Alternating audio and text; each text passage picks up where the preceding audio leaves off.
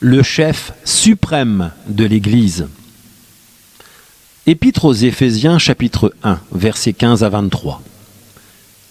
C'est pourquoi moi aussi, ayant entendu parler de votre foi au Seigneur Jésus et de votre charité pour tous les saints, je ne cesse de rendre grâce pour vous, faisant mention de vous dans mes prières, afin que le Dieu de notre Seigneur Jésus-Christ, le Père de gloire, vous donne un esprit de sagesse et de révélation dans sa connaissance, et qu'il illumine les yeux de votre cœur pour que vous sachiez quelle est l'espérance qui s'attache à son appel, quelle est la richesse de la gloire de son héritage qu'il réserve aux saints, et quelle est envers nous qui croyons l'infinie grandeur de sa puissance, se manifestant avec efficacité par la vertu de sa force. Il l'a déployé en Christ, en le ressuscitant des morts et en le faisant asseoir à sa droite dans les lieux célestes, au-dessus de toute domination, de toute autorité, de toute puissance, de toute dignité et de tout nom qui se peut nommer, non seulement dans le siècle présent, mais encore dans le siècle à venir. Il a tout mis sous ses pieds et il l'a donné pour chef suprême à l'Église, qui est son corps, la plénitude de celui qui remplit tout en tous.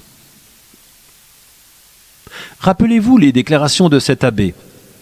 Nous, les catholiques, nous avons un seul chef, le pape. Pierre est la tête de l'Église. Vous rendez-vous compte de ces affirmations? Elles sont contraires aux Écritures. Rien d'étonnant qu'au VIe siècle apparaisse un prophète du nom de Mahomet, né en avril 571. L'islam appelle les gens à ne croire qu'en un seul Dieu, qui est le seul qui mérite d'être adoré. Nul autre Dieu à adorer que le vrai Dieu, celui qui a fait les cieux et la terre. Dieu est le Dieu de Jésus-Christ. C'est pourtant clair. Au IIIe siècle, l'Empire romain est désormais universel. La citoyenneté est universelle.